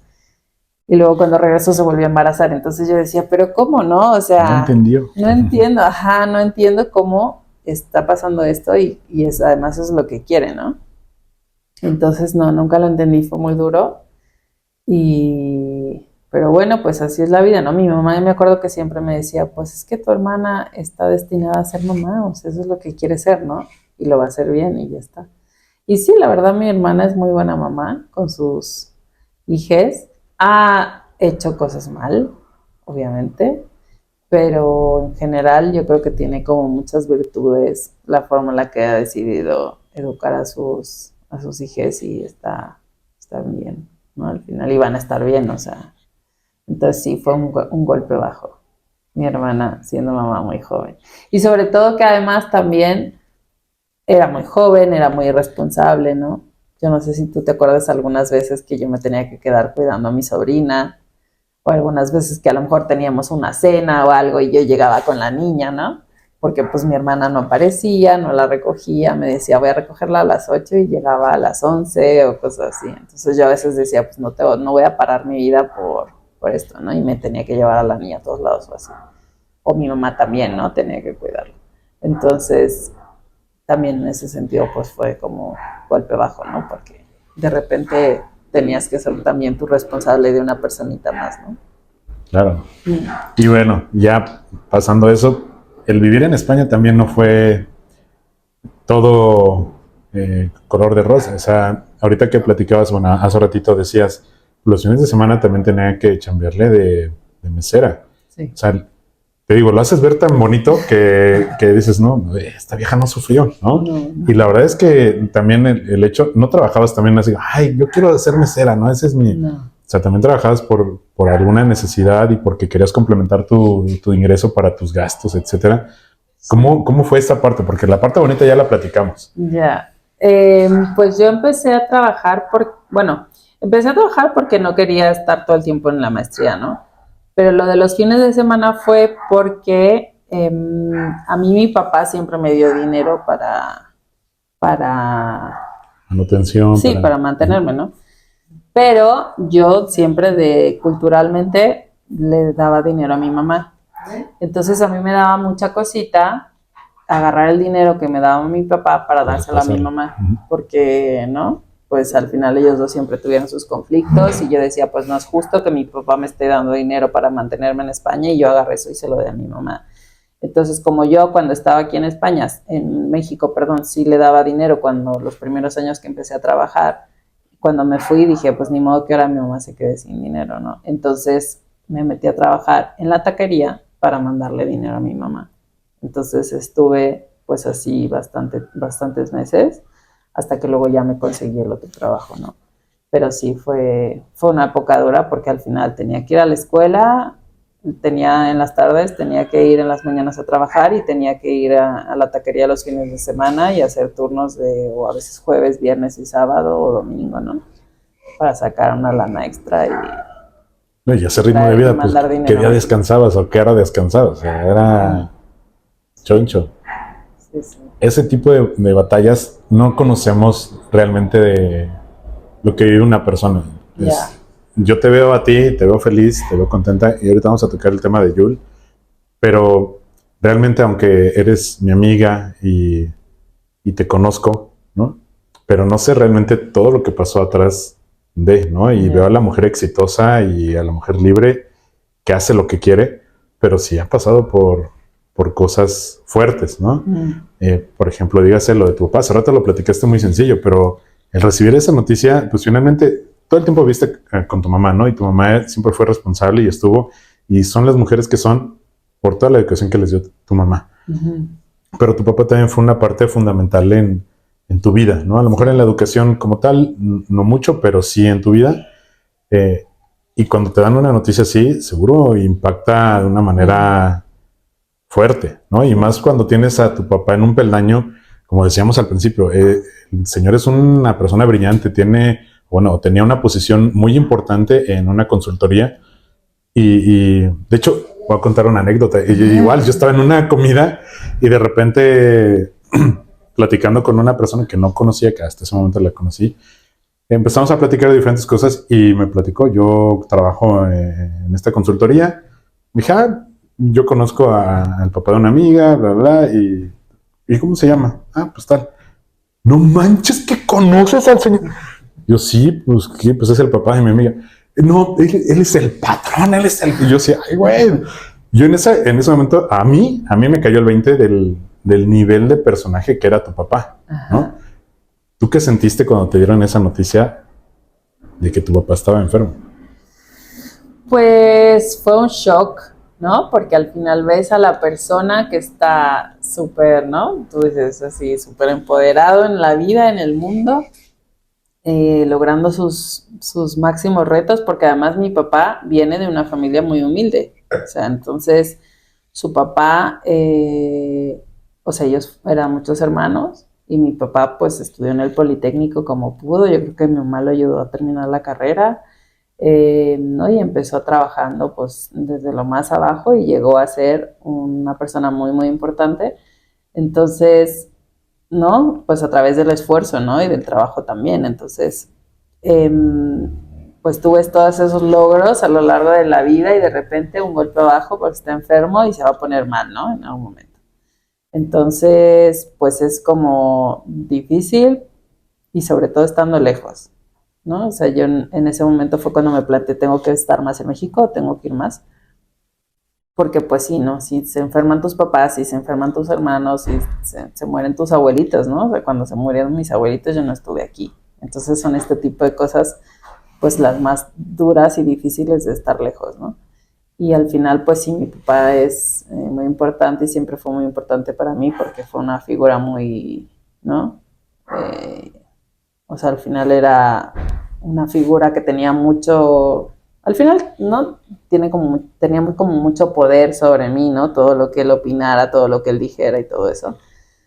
Y de repente se enferma, es como, ups, qué difícil es la vida. Y luego además es una lección para todos, ¿no? O sea, tú no controlas cómo vas a terminar en términos de salud. Te puede dar una enfermedad y quién mejor que tú para saberlo, ¿no? Sí. O sea, es la vida y son las cosas con las que te tienes que enfrentar y no tienes a veces capacidad ni de reaccionar por donde te están viniendo los golpes, ¿no? Entonces, pues sí, es difícil, fue muy difícil. Y ahora que estás acá, pues lo puedes visitar y todo eso. Sí, intento verlo 2 veces a la semana o así. Pero eso también es difícil, ¿no? Porque la enfermedad que tiene no es como una enfermedad fácil de tratar o algo así. Pues ahorita físicamente está bien, el problema es un tema cognitivo, ¿no? Porque hay un poco de secuelas que están viendo a ver, pues si es la medicación o el aparato que tiene o no sé qué. Entonces, pero físicamente está muy bien, o sea, tú no te imaginas que tiene la enfermedad que tiene. ¿Qué enfermedad tiene? Tiene Parkinson. Mi abuelito tuvo Parkinson y cuando agarran las cosas, pues es así, ¿no? Tiemblan muchísimo. Pero hay un nivel de Parkinson que ya no controlan el movimiento. ¿Cómo se llama?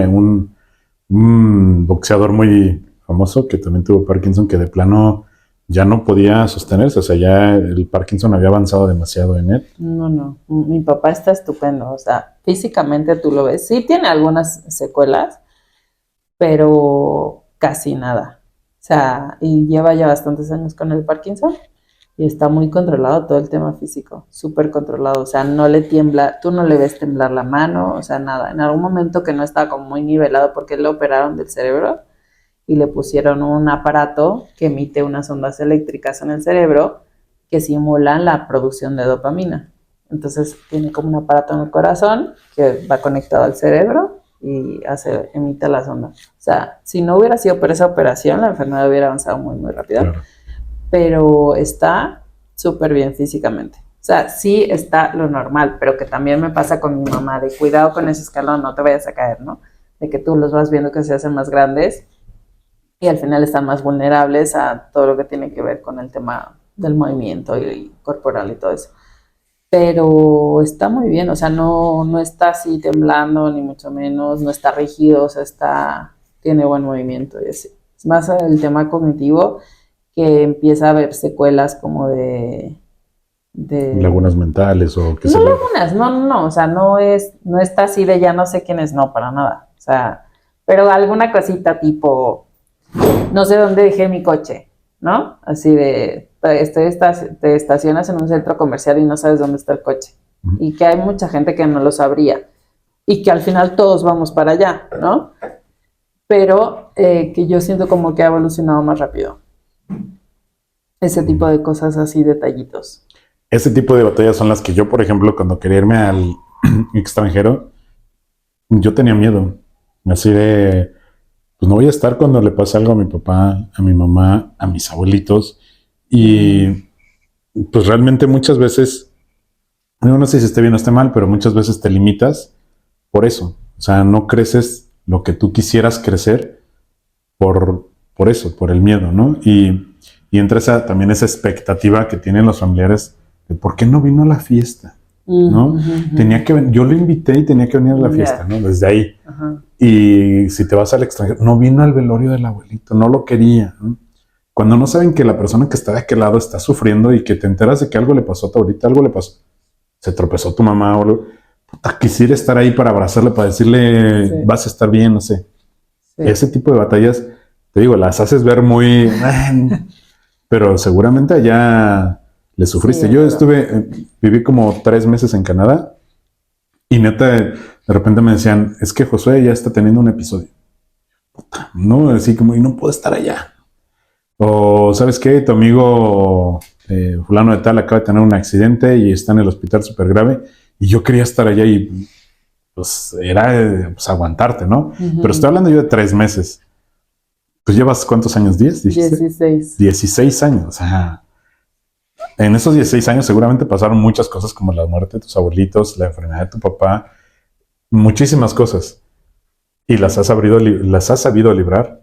Y mi admiración por eso, porque muy pocos pueden hacerlo. Ahora, cuéntame, ¿tienes un hijo? Sí. Esa es la batalla más dura que he vivido en toda mi vida. ¿Por todo qué? El tema del hijo. Pues porque, o sea, yo decidí que quería ser mamá sola hace muchísimos años. De hecho, me preguntaban si quería ser mamá y yo decía que sí, que mi maternidad no dependía de una pareja, ¿no? Entonces siempre dije, voy a ser mamá y voy a ser mamá a los 40, porque antes tengo muchas cosas que vivir, ¿no? Y entonces, luego cuando tenía 37, cené con una amiga que estuvo muchos años intentando ser mamá y me dijo, no seas tonta, empieza ya, porque de verdad tú no sabes cómo va a ser tu cuerpo y qué va a pasar con todo eso, ¿no? Entonces yo dije como, ay, sí, tú crees, y entonces ya fui a una clínica. Y me aferré que tenía que hacer todo el proceso a través de la Seguridad Social en España, porque la Seguridad Social te paga el tratamiento si quieres ser mamá sola, ¿no? Wow. Y entonces me aferré que tenía que hacer con la Seguridad Social y fui y cumplí como todos los requisitos, protocolos, etcétera, etcétera. Te lo pagaban antes de los 40, ¿no? O sea, te hacían los tratamientos antes de los 40. Entonces empecé y la verdad que entre que arrancas y todo eso, pues a lo mejor pasó un año de que me hicieron la primera inseminación artificial y en esa primera inseminación mi mamá fue a España, me acuerdo que me acompañó y me quedé embarazada. Entonces todo el mundo era, ¡ay, qué bien! No sé qué, no sé cuánto y todo perfecto. Pero ¿qué pasa? Que desde el principio el embarazo no iba bien porque el embrión no estaba creciendo lo que tenía que crecer y no sé cuánto. Y entonces tuve un aborto en la semana 9. Entonces ese sí fue un súper golpe bajo en la vida así de cómo es posible, ¿no? Pero pues ya sabes cómo soy, yo persistente dije, pues no importa, la siguiente va a salir todo bien. Y entonces pues ya seguí todos los protocolos de la Seguridad Social para la siguiente cita. ¿Qué pasa? Que se me atravesó la pandemia. Y entonces en la pandemia suspendieron todo. No había citas, tú llamabas, no te respondía nadie, ¿no? Y tú estás ahí como en este proceso de quiero ser mamá y nadie te responde, no te dice nada y es como mucha incertidumbre, ¿no? No me imagínate la gente con cáncer y cosas así. Sí, como... la prioridad era la pandemia, ¿no? Y todo lo demás. Ajá, entonces En ese momento me acerqué a una clínica privada para ver cómo eran los tratamientos y, ¿no?, si podía adelantar por un camino paralelo, pero no me gustó mucho cómo me trataron y eso. Entonces ya me volví otra vez a la seguridad social. Y fui tonta porque en realidad tenía los recursos económicos como para hacerlo por privado, pero como que me aferré, ¿no? En la historia esta. Y entonces fueron muchos meses con muchos intentos de inseminación artificial, porque no, por protocolo no me pasaban a in vitro. ¿Y qué pasa? Que yo tengo endometriosis, que es una enfermedad que tenemos muchas mujeres y que es una de las principales causas de infertilidad en el mundo, ¿no? Y entonces la endometriosis hacía que ya no pasaran pues los óvulos o viajaran bien en las trompas para fecundarse. Y pues ya después de muchos tratamientos, pasó la pandemia, yo seguí, ya volví, y me volvían siguiendo, o sea, me seguían llamando para hacer tratamientos y así, pero de repente ya cumplí 40 años y ya la seguridad social te dicen, ya no, aquí ya no puedes estar, vete porque ya, se acabó. Y entonces, pero nada más en cuestión de fertilidad. Sí, fertilización. De fertilidad. Ajá. Y entonces me corrieron. Y entonces dije, ok, pues ahora me tengo que ir a una clínica privada. Y en ese inter, bueno, me fui a la clínica privada, averigüé todos los tratamientos. Y en ese inter hablé con una amiga de mi papá que es embrióloga. Y entonces Fina me estaba recomendando, ¿no? Como todo lo que tenía que hacer, como para que ya, por el tema de la endometriosis me mandó con un médico en Barcelona. Y entonces fui, me revisaron, ¿no? O sea, todo. Y entonces ya el médico dijo, está todo bien para que te embaraces, ¿no? Y entonces hablando con Fina, le dije, oye Fina, pero yo ya no voy a hacer ningún tratamiento más que este. O sea, ya este es el último que voy a hacer. Ya estoy muy cansada. O sea, hacer tratamientos de fertilidad es agotador porque te tienes que inyectar muchísimas hormonas, subes de peso, todo el tema hormonal lo tienes como desequilibrado, toda la expectativa que se genera, ¿no? Antes de si te embarazaste o no te embarazaste, si te embarazaste, pues aguantar el embarazo, el embarazo hasta la semana 12, que es cuando pasan los riesgos, y si no te embarazaste, pues, ¿no? Fracaso, y si luego vienen los abortos, ¿no? O sea, como todo ese proceso es muy cansado y todo el tiempo estás con la expectativa de quiero ser mamá, ¿no? Quiero tener un bebé. Entonces, ya le dije, Fina, esto es lo último que voy a hacer, ya no quiero hacer nada más. Y me dijo, pues entonces si es lo último que vas a hacer, yo te recomiendo que vayas por un tratamiento de doble donación, que es donación de esperma y donación de óvulo. Los dos son donados, los fecundan y te los implantan. Y claro, ahí yo ya me vi como un poco con poca expectativa sobre todo el tema genético, ¿no? O sea, ya era renunciar completa y absolutamente a la genética, y además enfrentarme a toda la decisión moral de que otra mujer donara unos óvulos para que yo me pudiera embarazar. Y digo moral porque me parece, o sea, es ético y moral, ¿no? O sea, al final sí era como mucho pensar en cuáles eran las circunstancias de esta mujer en su vida, por qué tenía que hacer esto, o sea, la mayoría son mujeres muy precarias que tienen muy pocos recursos. Al final el sistema ¿no? de todo lo que conlleva a la reproducción asistida se aprovecha de las circunstancias de muchas mujeres que necesitan eso, ¿no? Te pongo el ejemplo, no es lo mismo un hombre donando esperma que una mujer donando óvulos. Y pasa por que se tienen que someter a tratamientos muy, muy, muy fuertes de hormonación. Cuando les extraen los óvulos es una microoperación, o sea, tienen que ir con un cirujano, anestesia, etcétera, etcétera. Wow. Y tienen también un proceso de recuperación, ¿no? Sin hablar de que cada vez que una mujer dona óvulos, como le hacen una inyección hormonal y tienen que sacar muchos óvulos para fomentar que eso pase, las meten así de hormonas a tope y en un procedimiento de extracción de una única vez les extraen como 10, 12 óvulos, que eso representa para la mujer un año de vida fértil, ¿no? Si una mujer saca un óvulo cada mes, pues que te quiten 12 de un jalón, es un año de vida fértil, con lo cual esto no sabes qué implicaciones va a tener para ella si en el futuro quiere ser mamá y no puede, ¿no? Imagínate, ¿no? Porque ya le quitaron un año de vida fértil. O sea, es un tema muy complicado. Entonces me tuve que enfrentar como a todos estos dilemas, ¿no? Interiores ahí de pensar todas estas cosas y decidir si quería hacerlo o no quería hacerlo. Porque ya era el último intento que iba a hacer y ya no iba a hacer nada más y de eso dependía mi maternidad, ¿no? Entonces estuve unos meses, bastantes meses, como 6 o 7 pensando todo esto y ya al final decidí que sí lo iba a hacer, ¿no? Y pues ya fui a la clínica, hice todo el tratamiento, hicieron, ¿no? Las personas, la mujer hizo todo el tratamiento, el hombre entiendo que fue a donar y todo, y entonces la primera vez que me hicieron una transferencia de embrión, no me quedé embarazada y yo ya era como Dios. Ya, una ¿no? señal. O sea, yo decía, pues esto es la señal para decirme que no voy a ser mamá, ya está, ¿no? O sea, no te aferres. Sí. ¿Qué pasa? Que ahora tenía 3 embriones más esperándome, porque en todo el tratamiento, pues lo típico que sacan, creo que con la mujer donante salieron creo que 9. Y de esos 9, cuando los fecundaron, quedaron 8. Y luego de los 8 sobrevivieron 6 hasta los 5 días, ¿no? Que es como el estándar. Pues de esos 6 me implantaron 1 y luego otro no sé qué. Y entonces ahora tengo creo que 3. Bueno, antes, ¿no? Mi primera, y entonces me dicen, no, pero todavía te quedan 3 o 4, no sé cuántos tenía ese momento. Y era como de, no puede ser, o sea, a lo mejor es que no tengo que ser madre, pero es que ahora están estos embriones ahí, que son míos, ¿no? Porque es mi tratamiento, ¿y qué voy a hacer? Y entonces, pues dije, ok, pues voy a ir una segunda vez. Entonces ya fui la segunda vez y ya me quedé embarazada.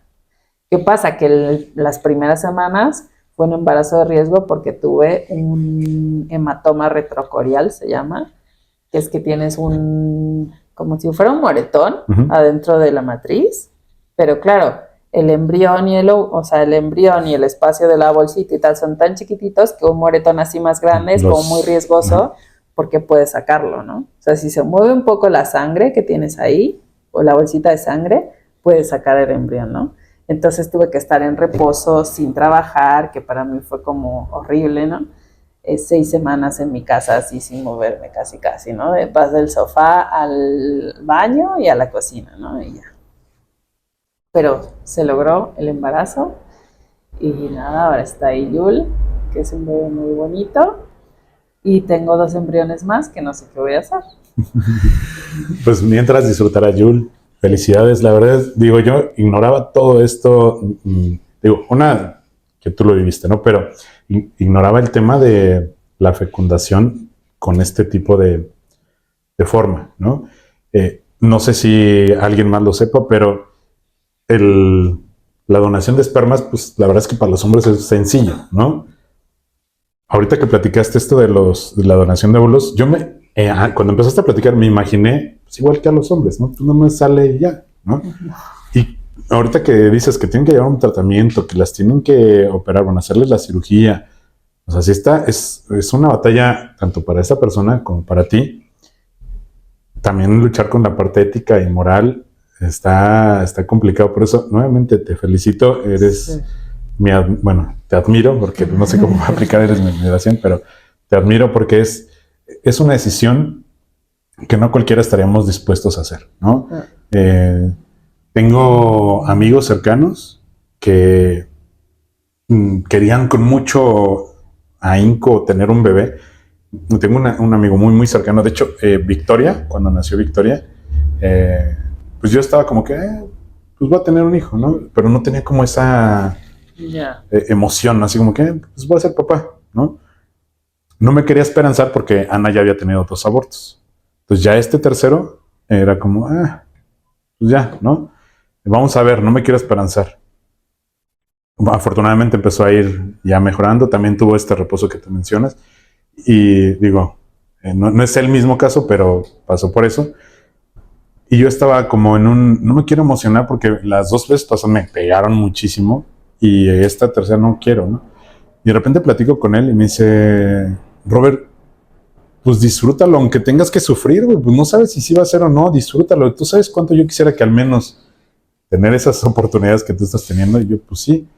Y empecé a platicar mucho con él porque me sentí como arropado. Y cada vez que platicaba con él, yo llegaba a la casa y llegaba como, ay, te quiero besar la panza, con esa emoción porque me reanimaba, ¿no? Y él me dijo, ¿sabes qué es lo que deseé mucho cuando yo quería ser papá? Fue no saber el sexo del niño. Le dije, como, digamos, como haciendo homenaje a que tú me ayudaste toda esa época, no voy a pedir el nombre digamos, de Victoria. Bueno, no voy a pedir el nombre, no voy a pedir el sexo de mi hijo o hija. Y quiero que sea esa emoción. Y no sabes qué emocionante, qué bonito es el no saber qué va a salir de ahí, ¿no? Digo, el embarazo de Ana fue de riesgo, es prematura, estuvo un mes en incubadora Victoria. O sea, la pasamos difícil, pero al final lo disfruté muchísimo y gracias a este apoyo. Coincidentemente, el primer nombre del primer hijo lo puse yo, Emiliano. El nombre del segundo hijo lo iba a poner Ana, porque fue un acuerdo que hicimos y ella lo iba a escoger. Ella quería ponerle otro nombre, ¿no? Uno que yo quería ponerle Roberta. Dijo, no, ni más, ¿no? Yo voy a escoger uno mejor. Ya tenía pensado un nombre, creo que Dominique, ¿no? No me acuerdo bien el nombre que quería, pero como pasó como muy rápido, la tuvieron que meter de urgencia, no le pudieron poner las inyecciones para madurar los pulmoncitos, le pusieron una, y por eso la complicación de que Victoria tuvo que tener respirador artificial y todo esto, ¿no?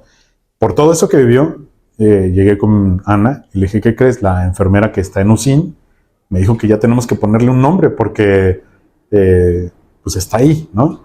Bueno, me voy un paso antes, ¿no? Cuando ya la meten y me dicen, ya van a nacer, bla, bla, pues adelante a rezarle a todos los santos y todo eso, sale y mi primera pregunta fue, ¿cómo está? ¿No? Así pues yo no quería saber en ese momento el sexo.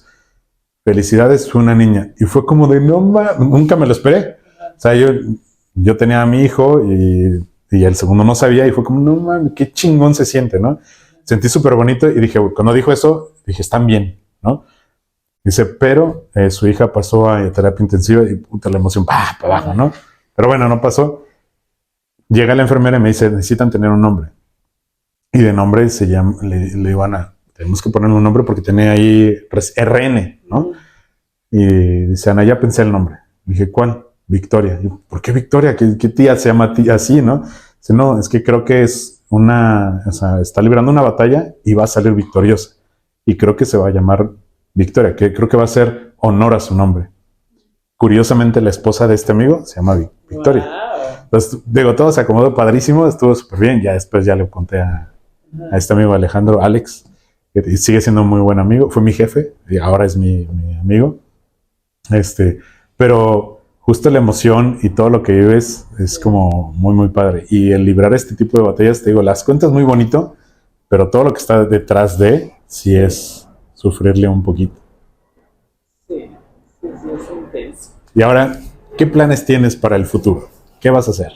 Pues ya quiero regresar a España. Me voy en diciembre, a finales de diciembre.